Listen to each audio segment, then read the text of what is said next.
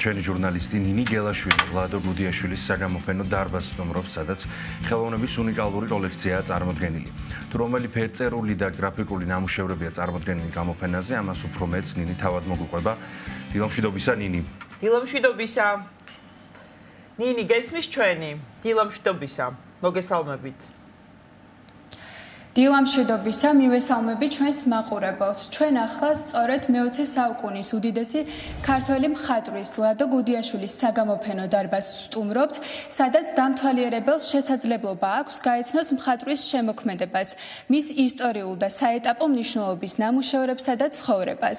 მინდა გითხრათ ისიც, რომ ამ საგამოფენო დარბაზში ლადო გუდიაშვილის უნიკალური ნამუშევრებით შექმნილი ექსპოზიცია პერიოდულად იცვლება. ჩემთან ერთად ახლა იმყოფება მხატვრის შვილთაშვილი ელისაბედ ლორდ-კიფანიძე, რომელიც მიმდინარე ექსპოზიციის და ზოგადად ამ საგამოფენო სივრცის შესახებ უფრო მეც მოგვიყვება. ელისაბედ, მოგესალმებით. უპირველესად დიდი მადლობა მინდა გითხრათ მასპინძლობისთვის და რომ მოგვიყვეთ მიმდინარე ექსპოზიციის შესახებ, რისი ხილვა შეუძლია აქ დამთვალიერებელს.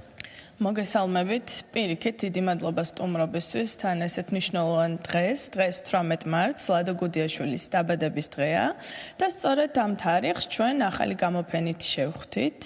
ახალი გამოფენა ძალიან მნიშვნელოვანია იმით, რომ წარმოდგენილია ლადოს მიერ პარიზში შექმნილი ნამუშევრები, რომელიც ძალიან დიდი ხანია არ ყოფილა საქართველოში გამოფენილი. და გვიხარია, რომ დღევანდელ დღეს საშუალება გვაქვს წარუდგინოთ ეს მოსულ დამთვალიერებლებს.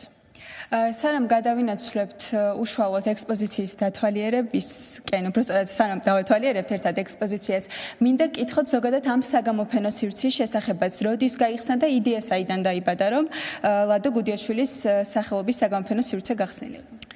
ლადო გუდიაშვილის საგამოფენო დარბაზი გაიხსნა 2011 წელს.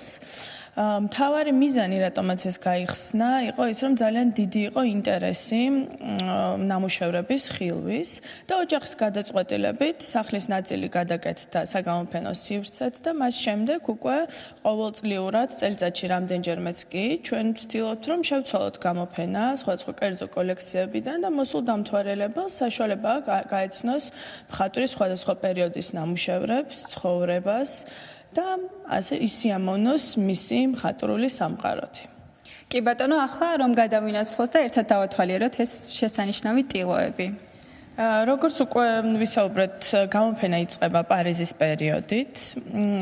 პარიზში ლადო, როგორც მოგეხსენებათ, იყო არაჩვეულებრივ დროს, ეს იყო ნამდვილად სამყაროში ყველაზე მნიშვნელოვანი პერიოდი ხელოვნებისთვის და ლადო იყო ამ დიდი წრის ნაწილი და ჰქონდა საშუალება პირადად შეხვედროდა ისეთ მხატვრებს, როგორიც არის მაგალითად ამადეო მოდილიანი, ფუჯიტა და ასე შემდეგ. სწორედ ამ გრაფიკულ სერიაში, რომელიც აღნიშნა, რომ არ ყოფილა ძალიან დიდი ხანი გამოფენილი, ლადო გუდიაშვილი ხატავს ზუსტად იმ პერიოდს, რაც ხდებოდა მის გარშემო. როგორ ის პირადად შეხვდა, ვთქვათ, მოდილიანის, ფუჯიტას, ვხედავთ სხვადასხვა სცენებს სორბონიდან, ძალიან პოპულარული იყო იმ დროს ბისტროები, რა ხდებოდა ბისტროში და ეს გარემო, რაც იყო მის გარშემო, თუნდაც აქ ძალიან საინტერესო გრაფიკული ნამუშევარი ჩარლი ჩაპლინი და მისი იმპრესარიო, ხედავთ ჩარლი ჩაპლინს როგორი ისეთი განსაკუთრებული წარმოდგენილია კაფე როტონდაში და ასე შემდეგ ეს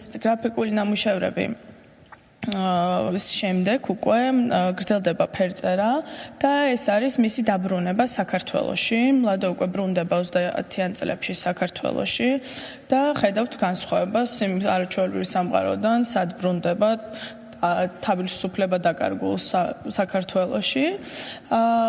უკვე ჩვენთან წარმოდგენილი ასევე სატირული გრაფიკის სერიიდან რამდენიმე გრაფიკა, რომელიც არის მისი პასუხი საბჭოთა რეალობაზე, იმ პერიოდზე, რაც ხდებოდა მაშინ და ასევე გრძელდება სხვადასხვა ფერწერული ტილოები 40-50-იანი წლების ნამუშევრები, ისეთი ცნობილი ნამუშევრები, როგორც არის ცეკვა ციბრუტი, სატრფოს მოლოდინში, სულხან საბას იგავის მიხედვით ფლიდი მეუღლე შექმნილი ნამუშევარი და ასე შემდეგ.